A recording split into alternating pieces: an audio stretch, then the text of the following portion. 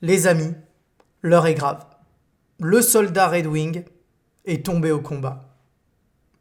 Petit ange parti trop tôt. Bon sinon, l'épisode était cool, non ?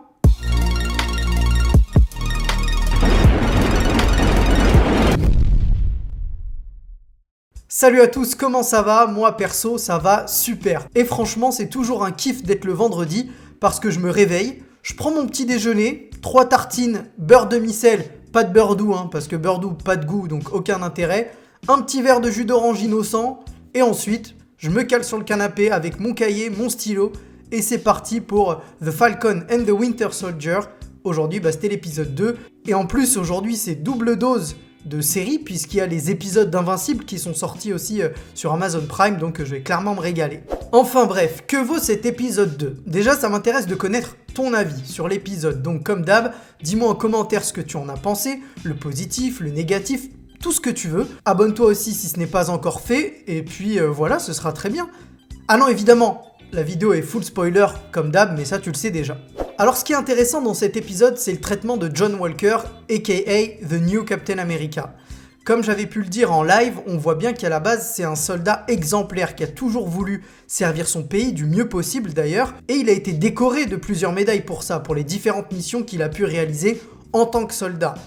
Il est respecté et c'est aussi pour ça qu'il a été choisi par le gouvernement. On le voit vraiment impliqué au début, il est stressé à l'idée de devenir Captain America, il ne veut pas se rater et c'est vraiment en totale opposition avec la fin de l'épisode où le mec a clairement pris le boulard. Il se prend pour le roi du pétrole, Sam et Bucky, c'est clairement ses larbins, le mec a vraiment pété un plomb.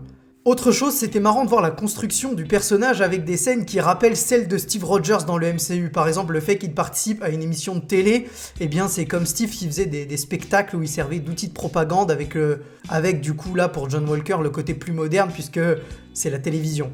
La scène où il s'entraîne aussi sur un sac de frappe à la boxe, où il apprend aussi à manier le bouclier, ça fait vraiment penser à Steve. Et il y a vraiment cette idée que, voilà, regardez, c'est le nouveau Captain America, la construction est la même, vraiment.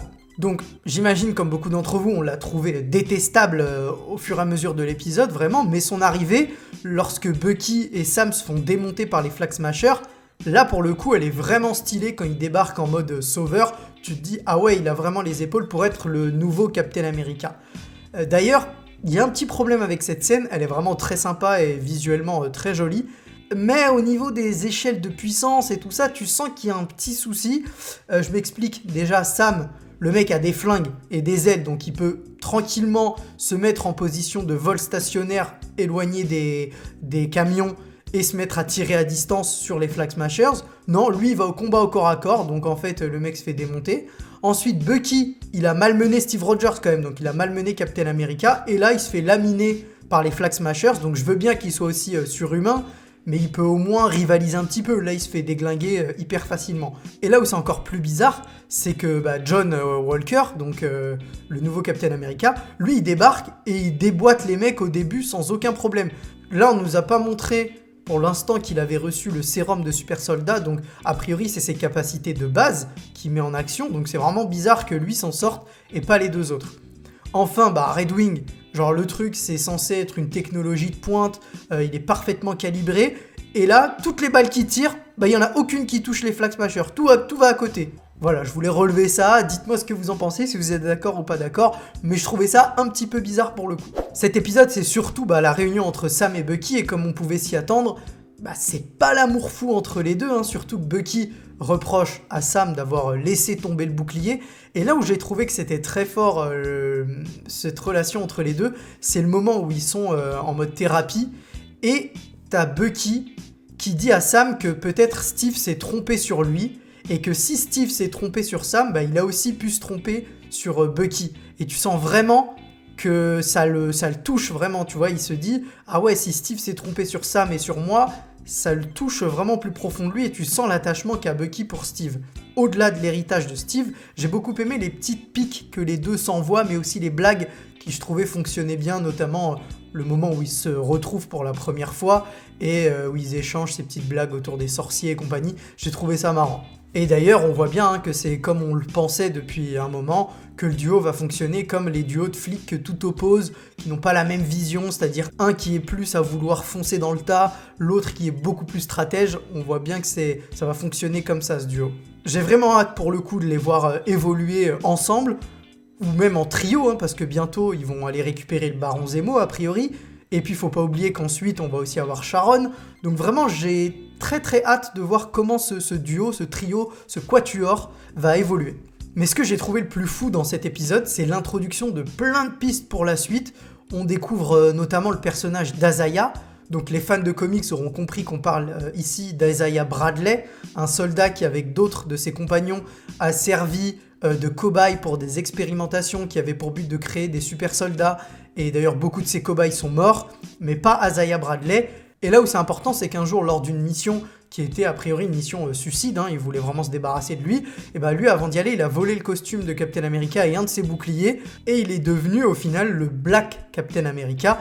Et je trouve que c'est hyper important de voir ce perso dans cette série, parce que c'est exactement ce que je disais avant le début de la série. Ce que j'en attendais, c'était d'avoir un aspect sociétal, et avec ce personnage-là, on l'a, puisqu'au final, on le sait pas encore dans la série, mais cet homme noir a porté l'uniforme de Captain America, et même Steve Rogers dans les comics, finalement il l'a adoubé en lui donnant le costume définitivement, en lui disant voilà, c'est ton costume, tu l'as volé au départ, mais maintenant c'est vraiment ton costume, tu le mérites. Et du coup cet homme est devenu une légende pour la communauté afro-américaine, et c'est peut-être ce que va devenir Sam par la suite dans la série. D'ailleurs, on voit aussi Elijah Bradley dans cette scène, si je me trompe pas, et c'est celui qui va devenir patriote, un des membres fondateurs des Young Avengers. D'ailleurs, lui aussi, il va développer des capacités surhumaines, et lui, ce sera pas directement avec le sérum, mais plutôt avec une transfusion sanguine de son grand-père, du coup, qui est Isaiah Bradley. Et il va lui faire une transfusion sanguine, et c'est là, comme il reste des résidus du sérum de super soldat dans son grand-père, il va obtenir des capacités surhumaines. Enfin, pour en finir sur cette scène, qui est vraiment une séquence très anglais société, puisqu'on voit au moment où Sam et Bucky ressortent de la maison d'Isaiah Bradley, eh bien ils sont en train de s'embrouiller, et là, il y a la police qui débarque, et tout de suite, ils posent pas de questions, ils s'en prennent directement à Sam. Alors moi j'ai tout de suite vu, peut-être que beaucoup d'entre vous vont trouver que c'est pas forcément le cas, mais moi j'ai tout de suite vu une critique en gros du comportement de la police américaine qui est vraiment beaucoup plus dur envers les noirs qu'envers les blancs américains.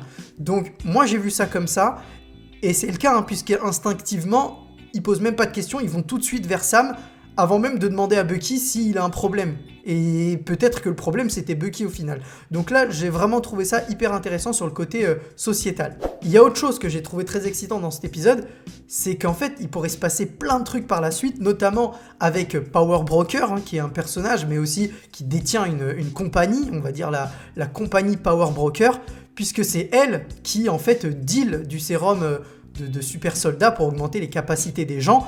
Et grâce à cette organisation, on pourrait voir apparaître un personnage peut-être comme Dennis Dunphy, alias Demolition Man ou D-Man pour les intimes. Un mec qui, comme vous pouvez le voir, a un costume qui devrait vous rappeler vaguement celui de Daredevil, et c'est normal puisque Dennis Dunphy est un grand fan de Daredevil, et c'est pas impossible du coup de le voir débarquer puisqu'il a un rapport avec les Flag Smashers. Autre personnage qu'on voit apparaître assez rapidement, c'est Lemar Hoskins, qui sans surprise, puisqu'il le dit lui-même, est Battlestar, donc l'acolyte du nouveau Captain America. C'est le nouveau Bucky en somme, d'ailleurs il s'appelait comme ça au début, avant de devenir Battlestar, puisque en fait dans les comics, je me suis renseigné un petit peu pourquoi ce changement de nom entre Bucky et Battlestar. C'est parce que a priori, Buck, c'est un mot péjoratif envers la communauté afro-américaine, et du coup, ils ont changé le nom du personnage en Battlestar. Et tiens, petite surprise, lui aussi va avoir le droit au sérum de super soldat, en tout cas dans les comics, donc à mon avis ça va finir par arriver dans la série aussi, et du coup on va avoir pas mal de super-humains finalement dans cette série.